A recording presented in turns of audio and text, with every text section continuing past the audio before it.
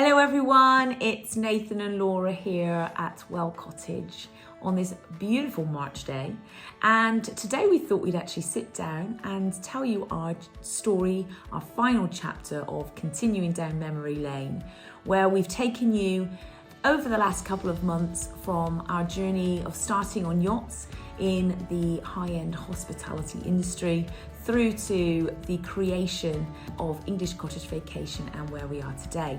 Our last chapter finished on going into lockdown in early 2020, and we continue on today, arriving in lockdown after many of our charters have been cancelled, not really knowing what the immediate future was holding for us, and having to really think about where we were going to stay and what we were going to do in the upcoming months, and also whilst we were trying to launch English Cottage Vacation at the same time. So tell us where we were anchored. Yeah, what we did. Basically we fueled up, we went shopping, got some essentials and left the marina. We didn't want to stay in a marina. It's quite expensive to stay in a marina, especially when we didn't have a seasonal berth or anything, so it's very expensive to just stay there on a nightly rate. So off we went. We went off to try and find somewhere safe to anchor. We didn't know how long we were going to be anchored there for. We had to consider weather and stuff like that. And the other thing was, so if you don't know, the US Virgin Islands and the British Virgin Islands are very close together, and we often cruise both of them when we were chartering there with our guests. However, due to the fact that we were not work permit holders for the British Virgin Islands, we weren't looking at going over to the British Virgin Islands to stay there. We actually had to stay in the US Virgin Islands because we had US visas that allowed us to stay there for 6 months, and because we didn't have any time frame of how long this was going to go on for, in our minds it could be a couple of days, it could be more, we decided to play it safe for the time being and stay in the US Virgin Islands, and so we found a bay. Yeah, we could only go to the British Virgin Islands for 30 days, and we didn't want to get stuck in a country illegally, basically. We didn't know what repercussions that was going to involve, so we stayed in the US, as Laura said. So we went to a bay called Brewers Bay. We chose that bay because it was fairly protected from most wind angles, and it was an easy way of getting to land as well. There was a road that came to that bay, so if we needed to get to town for whatever reason, then we could.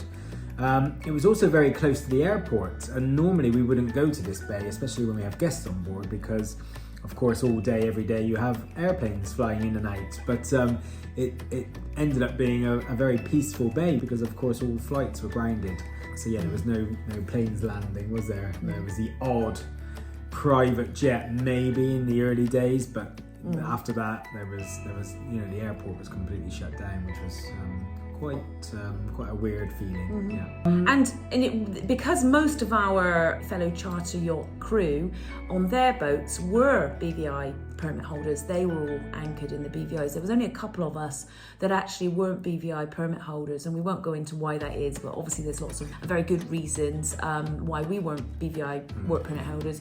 But there was only a couple of us actually in this bay, and luckily we were also anchored fairly close to another sister boat of ours, Ohana, with our friends Stuart and Hannah on board. So we did have some contact with other people, especially on days, because in the following couple of months there were days where or weeks where we were not allowed to actually get off the boat at all during the lockdown. So it was nice to know that we were in the close proximity of people that we knew, or there was some support there if we actually needed it.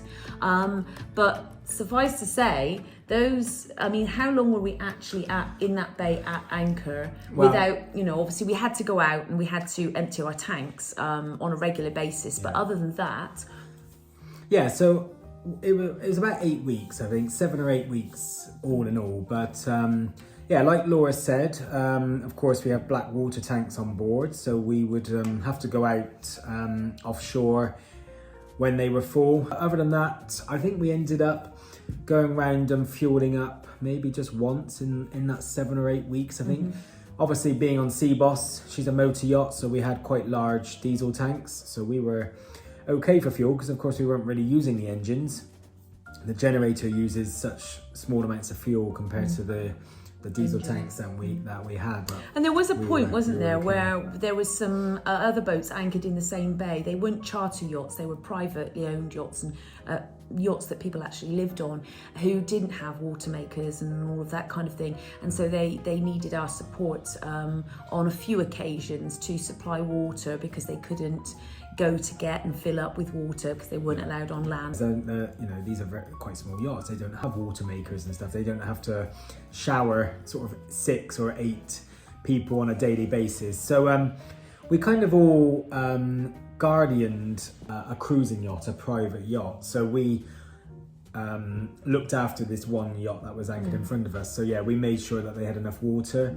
We would also store some perishables, like salad and stuff, in our fridges or freezers, because of course our boat, Sea Boss, was just so set up to be so self-sufficient, whereas the smaller boats, they couldn't run fridges and freezers all day every day. They just didn't have the battery power or anything like that. So yeah, we helped out the yachts in the bay, which was quite nice, everyone coming together and looking after each other.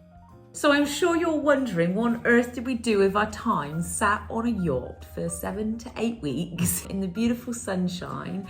Of course it sounds idyllic. It does. It sounds was idyllic. Beautiful, but it was very isolated. Yeah. So there were obviously pros and cons. One of the cons was it was very isolated, and we're very sociable people, and being on our own on a yacht for that length of time without any contact with other people was quite challenging. However, what it did mean was that we got to experience a lot of things that we don't usually get to experience, because most of the time we're working, keeping our guests entertained, looking after them, fed, and taking them around the islands, or maintaining the yacht, cleaning the yacht, and those kinds of things.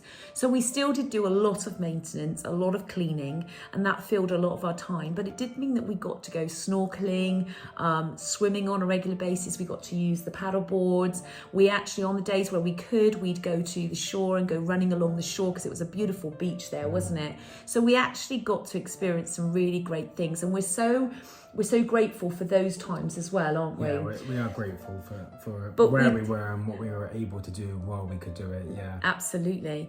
And of course we were setting up English Cottage Vacation at the same time. And so we were doing a lot of advertising, and it gave us the time to be able to focus on promoting English Cottage Vacation. I mean, it did feel like a bit of a strange time now to be launching English Cottage Vacation, but at the same time it gave us extra time to be able to launch it. And we were thinking, our first guests aren't coming till 2021 anyway, so really it doesn't matter, we just want. And then everyone else was thinking, oh, this will be over in 6 months or whatever, so everybody will be back to traveling the following year anyway. So yeah, it gave us time to do all of that, and we got a few bookings for 2021 at that stage, and we were working on our website a lot, and we were working on our... Yeah, we were taking bookings. People were very optimistic that it was all going to be over and said and done quite quickly. No one imagined that flights would stop for that long or anything like that. But there was a point in which Hannah and I decided that we needed to do something motivational, and we together, in fact I think it was her idea, but I agreed to it, and I'm glad I did. We decided we'd do a marathon, which sounds strange on a boat, on a 60-foot yacht, but we measured the distance around the yacht, the walkway around the yacht, and then we obviously found out that I think it was 996 times around the yacht to make a full marathon. I think that's 26.2 miles, isn't it? We ended up deciding to do 1,000 laps around the yacht, and we planned the date, I think it was the 24th of April, and we started training. I think we gave ourselves 3 weeks to train, building up. I think I started on 200 times, 400, 600, 800, until finally the day of the marathon came, and it was 1,000. And we were both doing it to raise money for some charities in the BVI and also the USVI. And we ended up raising $10,000, which was absolutely amazing. So that was a really amazing memory from that time that we were spending on yachts. Mm-hmm. Yeah, that was amazing, wasn't it? Yeah, it was. Obviously a lot of training went into it, and one of the big things about that was just how are you going to keep count, wasn't it? So we came up with this method of using cutlery on the table on the back. So basically, every time you did a lap, you took a fork, for example. So there was 10 forks. Every time you passed, you took a fork. Then once you had done 10, you would then take a knife over. Then once you had done 100, then you would take a spoon across. Oh, that's right, yeah. And then you would start again, basically. Yeah, and once then all the spoons well, then were I turned across, direction and started bringing them back the other way. So then once all the spoons had gone across and you knew you had done. And I had one laps. big serving spoon for like my last 1,000 lap around the boat. But that's great fun. I'm going to put a video in the newsletter showing a little snapshot of that marathon day. I did lots of maintenance, didn't we? You know, like Sika in the bathroom and in the galley. I sewed up the seat on the dinghy, didn't I? Work which we'd usually get someone to do professionally, but as nobody was actually working, we decided and it was time as we well. would do it Obviously, ourselves. we never really got time to do all those little jobs, so we did that. Obviously, the generators still needed servicing. I serviced the engines, I think, while we were sat there as well. The boat still needed to be washed. So, once a week, I think it was Wednesday wash down. And so we've got some really good memories of that time. But it started to become apparent that we needed to think about our vacation time, because we usually take our vacation in August, September, and that's when we were meant to be going home. But as we had all of our charters cancelled earlier in the year, which was like prime charter time, we were thinking, well, maybe we should move our vacation time to now, May, June, and so that we can move our charters that were then to August, September time. So we spoke to our owners and they agreed that that was a good idea. So that's why we basically came out of lockdown on yachts very soon, because we decided to go home for May, June. What happened to the yacht while we went home in May, June? We left in the marina, didn't we? That's right, okay. We flew back to the UK mid-May 2020, which was an experience in itself, because I mean, the airports were still closed, really. There was nobody flying. I mean, we were on a big Boeing 777 and there must have been like 12 people on this flight. It was an incredible experience in itself, really. So we flew home, like Laura said, mid-May, and we stayed home for about 6 weeks or so. And in that time, we were busy furnishing the cottage, really. Like we had only had the cottage sort of 6 months or so at that stage. So what we were going to do in August and September, we brought forward to do in May and June. But of course, England was kind of waking up from lockdown, but it was still so hard to get anything. Materials, furniture. Everything was there. We're now on the back end of the world shutting down, basically. So some people had stock, but if you wanted something that there wasn't stock, then there was just no lead times of when it might arrive, basically. And I guess it's a unique situation, because a lot of the things that we actually ended up furnishing the cottage with were not the first choice of what we would have chosen. Maybe not even the second. A lot of it at that time was bought because we needed to have the cottage ready for when we actually came home for good in the following year in 2021, because our first guests were already booked in for the May and we knew we wouldn't be coming back again until then. So we literally, made the decisions we had to make.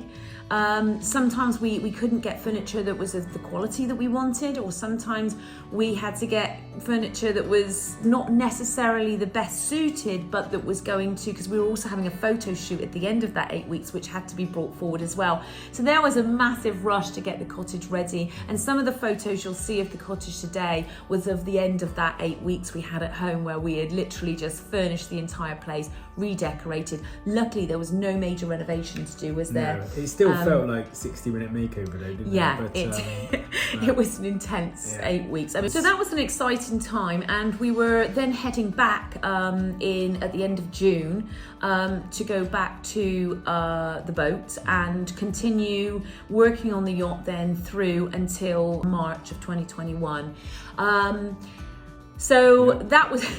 That was a story in itself with regards to having tests done and all of this kind of thing. Yeah, then we're now in the Bahamas, basically. Bahamas was open to tourists. Folks from the US were flying in and we did a couple of charters. Then wave number 2 started being mentioned and people were starting to stress again now about this second wave. And to put salt into the wound, there was now a little storm brewing also in the Atlantic, which looked like it was about to blow up through the Bahamas. So basically we spoke to the owners of Seaboss and decided the Bahamas probably wasn't the best place to be right now. So we headed back to Florida for safety from the storm and to be somewhere more settled in case this second wave did completely lock everything down again. In the end, it didn't lock it down completely, not as bad as the first time. So what we ended up then doing was our owners basically said, well, okay, well, we're ready for our vacation now. So what we'll do is we'll jump on board Seaboss in Florida and we'll go around the southern tip. So we'll go down through Miami, down through the Florida Keys, down to Key West, and then back up the west coast, taking in places like Naples, Marco Island, up to Sanibel Island, the sort of Fort Myers area. And basically stayed there at a beautiful resort with a little marina, and we could explore, or I say we, our owners could explore the area. They knew the area well anyway. And we had lovely owners, so they were, we went with them. They're our friends more than they were our owners, but that's the terminology you use in the industry. And basically that whole trip took about, I don't know, I want to say about a month, maybe even 6 weeks, I would say. I think it was like 6 weeks, wasn't it? Yeah. And that was sort of August into sort of mid-September, So that was beautiful. And then at the end of the trip, we came back through the Okeechobee Waterway. I can't remember if that's the actual name of it, but it's basically the canal system which links the west and the east coast of Florida, and you end up going across Lake Okeechobee in the middle. Which was quite an experience. Saw some alligators and stuff, which was quite fun. Lots of manatees around in that area, especially on the west coast, And basically ended up in Fort Lauderdale, did a small maintenance yard period. We didn't haul the boat out, we just did everything in the water, did lots of work on her, had her polished and had the boat polished and stuff. Before heading back to the Bahamas, and by now we were starting to plan out our future a little bit, weren't we? So this is now around October, right? And it was at this time we'd already arranged for the new crew to be taking over Seaboss from us, and the end of their position on the yacht that they were on tied in with actually starting on Seaboss a little bit earlier than the following March, which is what we had originally planned. And so we started to discuss about the fact that they could actually come on a little bit earlier, and this was now in December, wasn't it? So we organised for them to take over in December. Which meant that we would be going home a little bit earlier, and it would give us those couple of months, because we still thought that our May guests were arriving, to be able to settle in, make sure we had everything, because I still had to get all of the little things like the cutlery and the crockery and all of the table laying decor and all of that kind of stuff. So it gave us a chance to do all of those things. And we also wanted to have a really beautiful advertising video made of English Cottage Vacation.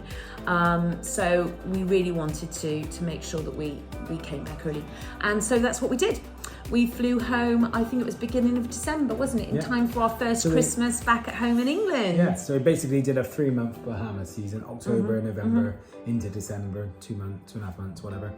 And then that was the end. That was the end of our career on yachts as we knew it, and it was such a sad time, but so exciting at the same time, because we had this enormous passion and business in front of us that we were just so excited about, and that we had bookings for already. So it was a great time.